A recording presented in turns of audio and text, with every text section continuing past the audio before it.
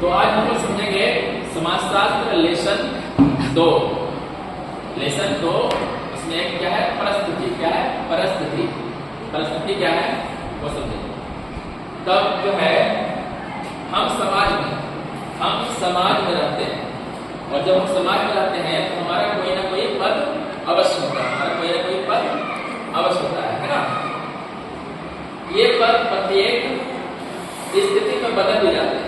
पद जो है बदलने वाला है। जैसे कि अभी आप यहाँ आए पढ़ने के लिए, तो आप क्या बन गए? विद्यार्थी बन गए।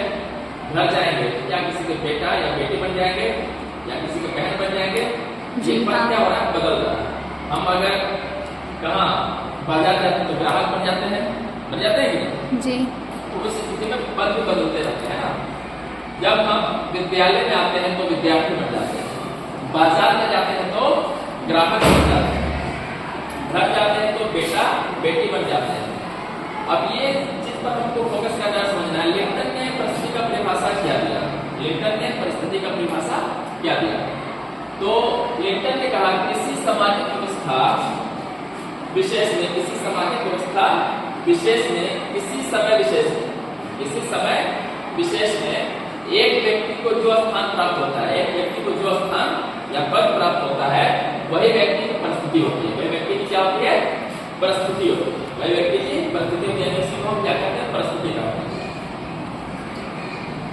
परिस्थिति सामाजिक स्थिति और इन स्थितियों से जुड़े निश्चित अधिकारों और कर्तव्यों भी शामिल है ना।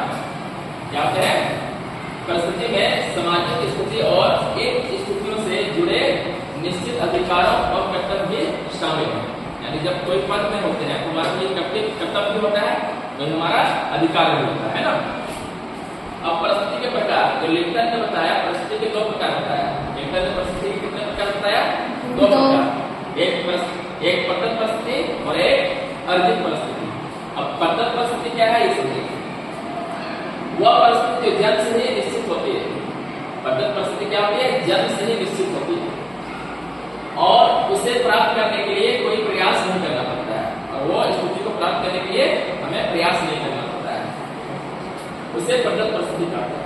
जैसे पुत्र, पुत्री, भाई, बहन, राजकुमार आदि, इसको प्राप्त करने में क्या होता है? ये हमें जन्म से ही मिल जाता है। जन्म से जो प्राप्त होता है उसे क्या कहते हैं? प्रदत्त परिस्थिति। उसमें ज्यादा मेहनत करने की जरूरत नहीं पड़ती है।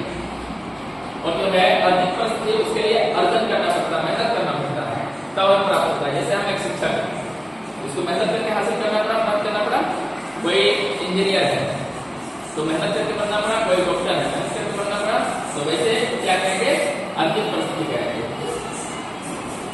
वह परिस्थिति क्या है? वह परिस्थिति जो स्वतः प्राप्त नहीं होती है, खुद ब खुद प्राप्त नहीं होती है, बल्कि अपने प्रयासों से प्राप्त करनी पड़ती है। उसे क्या कहेंगे? अर्जित परिस्थिति कहेंगे। जैसे शिक्षक, डॉक्टर, अभियंता या इंजीनियर इत्यादि। आधुनिक और पश्चिम समाजों में अर्जित परिस्थिति को अधिक महत्व दिया जाता है। आधुनिक और पश्चिम समाजों में क्या दिया जाता है? जो है अर्जित परिस्थिति को अधिक महत्वपूर्ण माना जाता है।